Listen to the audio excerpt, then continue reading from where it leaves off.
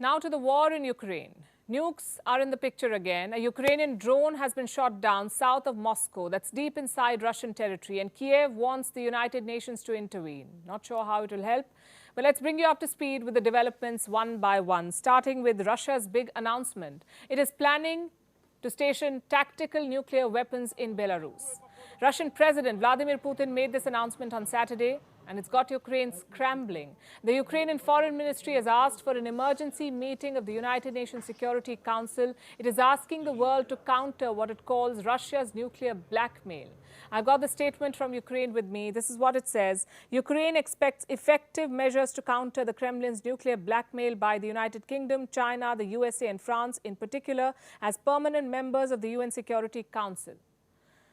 We demand to immediately convene an extraordinary meeting of the United Nations Security Council for this purpose. If the meeting is called, what will it yield? Nothing more than dramatic sound bites. Remember, Russia too is a permanent member of the Security Council. It has a veto power. So does China. So there won't be a resolution. At best, Ukraine can hope for a public rebuke of Russia. And Putin has already offered a justification. Here's why he says he's placing nukes in Belarus. Belarusian President Alexander Grigorievich Lukashenko has long raised the question of deploying Russian tactical nuclear weapons on the territory of Belarus. There is nothing unusual here either. First, the United States has been doing this for decades. They have long placed their tactical nuclear weapons on the territory of the allied countries, NATO countries in Europe. We agreed that we would do the same without violating our obligations. I'd like to emphasize this, without violating our international obligations on the non-proliferation of nuclear weapons. We do not transfer nuclear weapons, and the United States does not transfer nuclear weapons to its allies. We are doing what they have been doing for decades, stationing them in certain allied countries, preparing the launch platforms and training their crews. We are going to do the same thing. This is exactly what Alexander Grigorievich Lukashenko asked for.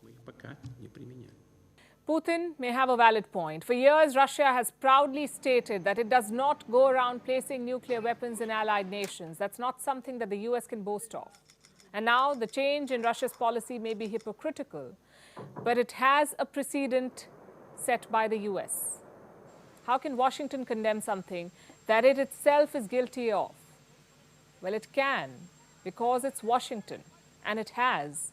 NATO has called the plan, quote-unquote, dangerous and irresponsible. EU Foreign Policy Chief Joseph Borrell has threatened new sanctions on Russia and Belarus. And America's national security spokesperson John Kirby has said this. I can tell you that we've seen nothing that would indicate Mr. Putin is preparing to use tactical nuclear weapons in any way whatsoever in Ukraine. And I can also tell you that we haven't seen anything that would cause us to change our own strategic nuclear deterrent posture.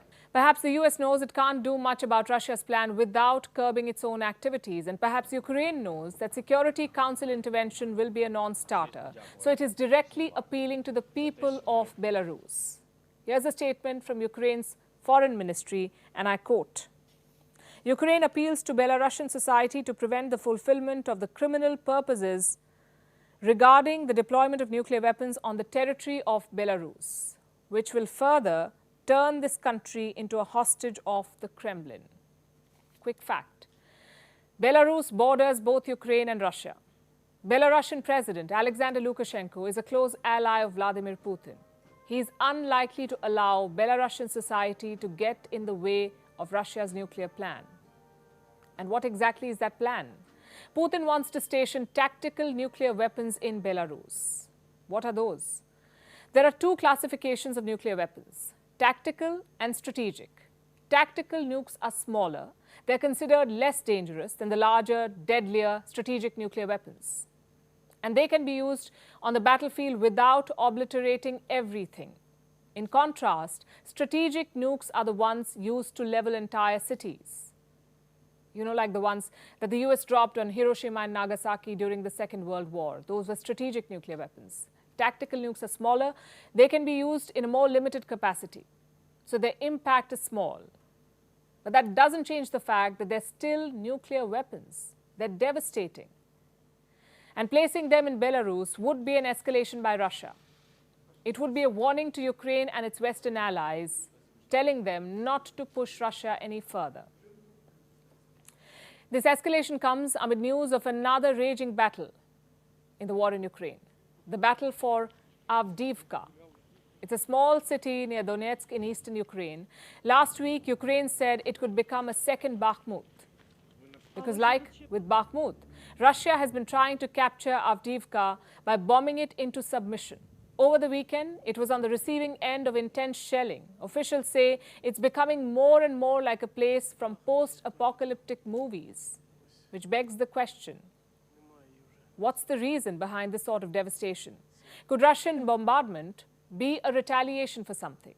On Sunday, videos like this emerged from a town 220 kilometers south of Moscow. This is deep into Russian territory, some 300 kilometers from Ukraine.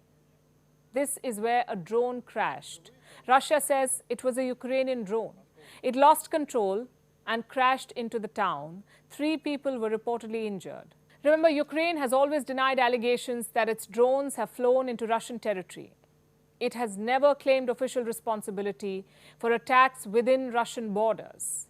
But these attacks have been happening off and on, like last week's attack on a Russian base in Crimea.